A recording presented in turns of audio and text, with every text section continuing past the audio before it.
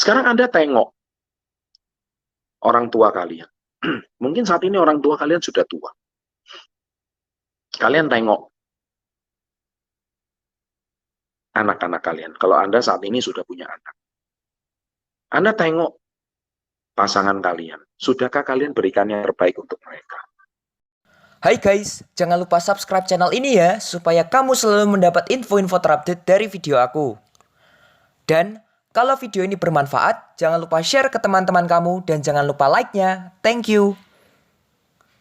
Bagi kamu yang ingin ikut webinar dari Bapak Chandra Putra Negara secara langsung, kamu bisa hubungi link deskripsi di bawah ya. Oke, aku Junior Cesar Valova, and always salam hebat luar biasa. Enjoy the video. Selamat malam dan salam hebat luar biasa ya. Malam hari ini senang sekali saya bisa kembali hadir di webinar Komunitas Yes. Tentu ini adalah sebuah komitmen kami. Webinar ini sebenarnya diadakan hanya di pandemi 2 tahun yang lalu. Karena sebelumnya belum pernah ada webinar begitu rutin. Ya, tapi sejak pandemi tidak mungkin ada pertemuan offline, maka webinar ini terus diadakan. Dan meskipun saat ini pertemuan offline sudah berjalan dengan baik, tapi webinar ini tidak kami hentikan. Webinar ini terus kami jalankan dan kami laksanakan. Baik, pada malam hari ini saya senang banget kembali menyapa Anda semua. Saya malam hari ini ingin sharing tentang sebuah cerita. Ya, saya akan sharing sebuah cerita. Cerita ini sambil dari buku Badai Pasti Berlalu. Cerita ini bercerita tentang seorang pendayung. Ya, seorang pendayung. Nah, seorang pendayung ini, dia itu bernama Bill Evans. Dia mewakili negaranya untuk bertanding di Olimpiade. Kan barusan tahun kemarin Indonesia juga meraih medali emas di Olimpiade ya. Seperti pasangan ganda putri kita yang begitu hebat luar biasa. Grecia Polii sama Aprilia Rahayu. Nah, begitu juga Bill Evans ini mewakili negaranya untuk mewakili negaranya di Olimpiade dalam cabang olahraga mendayung. Nah, tapi ini yang paling luar biasa. Ketika dia sampai di negara tempat mau bertanding Olimpik, ini kisah nyata ya, kisah nyata beneran ya. Nggak tahu apa yang terjadi, dia ditelepon. Zaman dahulu itu mungkin pakai interlokal ya, dan pakai telegram. Bukan telegram zaman sekarang ada pakai sistem kayak inbox atau WA ini sekarang, tidak. Tapi telegram yang benar-benar kayak zaman dahulu telegram. Dan tahukah kalian, dia dapat berita bahwa ternyata putra pertamanya mau melahirkan. Wah, dia kacau dan dia bingung. Kenapa? Karena di satu sisi dia bertanding, tapi di sisi yang lain, dia harus menunggu putranya mau lahir. Nah, kenapa? Karena waktu itu kelahiran prematur. Dia perkirakan, kalau dia mewakili negaranya, dia perkirakan, dia perkirakan anaknya tuh lahir setelah Olimpik selesai. Tapi ternyata tidak. Anaknya tuh justru lahir prematur. Lahir ketika Olimpik mau dimulai. Wah, dia stres. Nah, kenapa? Kesempatan dia meraih medali emas itu sangat tinggi untuk mewakili negaranya. Tapi Anda tahu apa yang terjadi? Dia memutuskan untuk balik. Dan dia tidak mewakili negaranya. Si coachnya juga memahami, dia bilang, Pak, bagi saya keluarga adalah segalanya. Ya, kenapa? Karena keluarga itu bagi saya tidak bisa dibayar dengan sebuah medali emas sekalipun. Saya harus menunggu putra pertama saya lahir. Dan Anda tahu apa yang terjadi? Akhirnya dia pulang dengan tetesan air mata. Air matanya terus menetes, dan sampai akhirnya dia sampai menemani putranya lahir. Untung dia ketika dia balik ke negara asalnya, dia masih sempat melihat putranya lahir. Nah, singkat cerita, kisah ini berlalu 24 tahun kemudian. Nah, 24 tahun kemudian, tibalah kisahnya. Tak terasa, ternyata sang putra ini melanjutkan kisah mendayung daripada ayahnya. Dan saking hebatnya, ternyata putranya juga mewakili mewakili negaranya untuk mendayung di Olimpiade 24 tahun kemudian. Dan yang paling luar biasa, putranya berhasil membawa medali emas.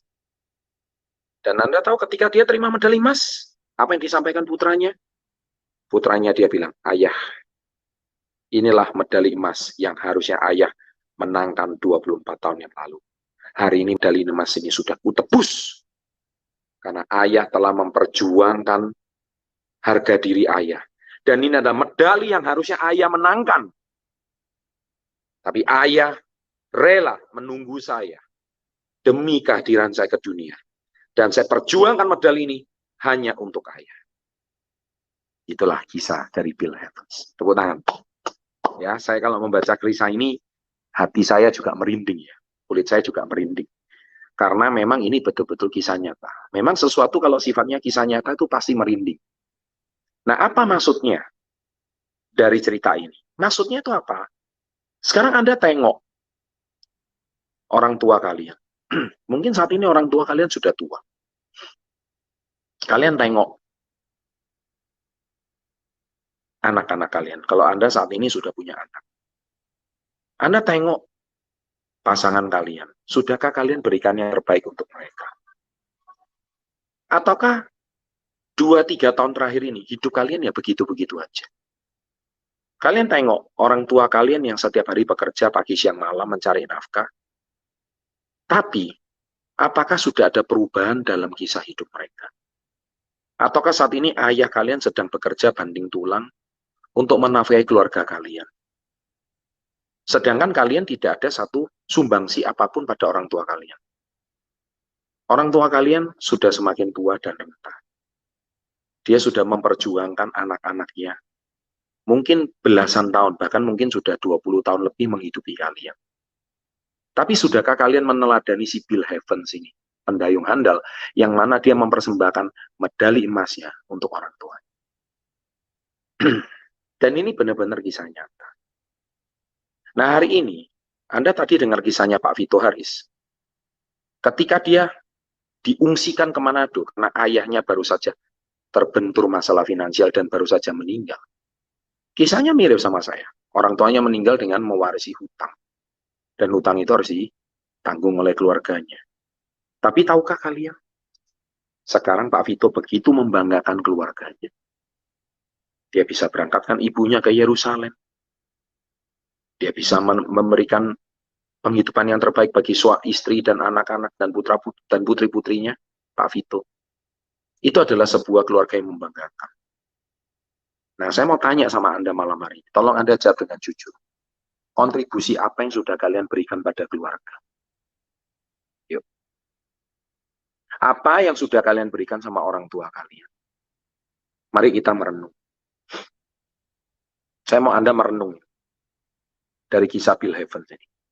Apa yang sudah kalian berikan pada orang yang telah membesarkan kalian? Ada yang ngomong, Pak, orang tua kandung saya tidak bertanggung jawab. Right. Tapi pasti ada orang yang membesarkan kalian. Saya pernah mendidik seorang anak yatim piatu dan dia dibesarkan di sebuah panti yatim piatu dan dia sudah menganggap orang tua di panti itu adalah orang tua dia.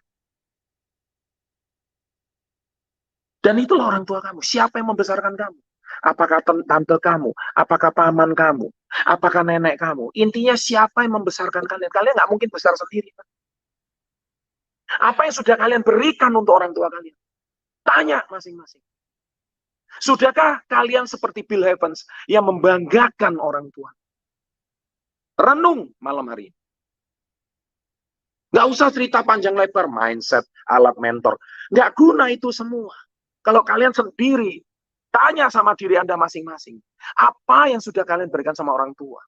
Kalau kalian sudah punya kekuatan ini, niscaya itu adalah motivator terbaik kalian. Itu adalah diri kalian sendiri. Bukan Pak Chandra, bukan SP30, bukan mentor, bukan juga komunitas. Kami ini cuma pendukung dari luar. Kata-kata saya, kalau saya dengar motivasi Pak Chandra, saya termotivasi. Kalau besok nggak dengar lagi, saya nggak termotivasi. Hei, motivasi kalian adalah tengok orang di rumah kalian. Kalian lihat foto orang tua kalian waktu menikah. Begitu ganteng dan kerennya. Cantik sekali. Keren dan ganteng sekali. Sekarang dia sudah rambutnya banyak yang beruban. Matanya, dahinya banyak yang berkerut. Ya kan? Pipinya juga sudah mulai kendor. Pertanyaan saya, sudahkah kalian memberikan yang terbaik untuk orang tua? Ya kan? Pertanyaan saya, siapa? Siapa? Nah, malam hari ini, saya cuman pakai cerita Bill Evans sebagai seorang anak yang harusnya dia masih muda, tapi dia perjuangkan impian orang tua. Orang tua kalian punya impian.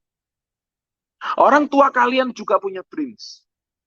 Orang tua kalian punya sebuah cita-cita. Tapi dia mungkin belum bisa mewujudkan. Sudahkah kalian sebagai anak membantu wujudkan? Nah, malam hari ini, saya ingin sharing kali. Percuma kalian, saya mau ke Turki. Saya mau ke Thailand. Saya mau hidup lebih baik. Percuma. Itu motivasi sesaat 2-3 hari aja. Tapi motivasi ketika Anda malam hari ini, Anda tutup webinar ini, Anda lihat wajah orang tua kalian. Tengok wajah orang tua kalian. Mungkin saat ini makan aja susah. Mungkin saat ini, dia hidup pun masih belum ada terobosan dalam hidup mereka. Anda lihat di kolom chat ini. Mohon maaf Pak, saya nggak bisa membagikan orang tua karena orang tua saya masih meninggal. Apa harus tunggu orang tua? Mohon maaf, bukan mendoakan. Seperti mereka yang sudah tiada baru Anda sadar. Mumpung orang tua kalian saat ini itu masih bernafas. Selama kalian masih bisa bahagiakan, bahagiakan dong. Membahagiakan itu bukan di alam kubur. Bukan ketika dia sudah jadi foto. Aduh mama, aduh papa, saya menyesal kenapa semasa hidup saya belum bisa membahagiakan. Bukan itu. Selama kalian mereka masih bernafas, dan kalian bisa berjuang maksimal, kalian itu mudah ngapain aja. Poya-poya, buang-buang waktu, nongkrong-nongkrong gak jelas. Tengok orang tua kalian di rumah itu. Yang sudah semakin hari semakin tua. Ya, baik malam hari ini, semoga kita bisa meneladani kisah Bill Evans, dan semoga kisah Bill Evans membuat kita semakin termotivasi. Badai pasti berlalu. Sukses untuk Anda. Salam hebat luar biasa. And thanks God for everything.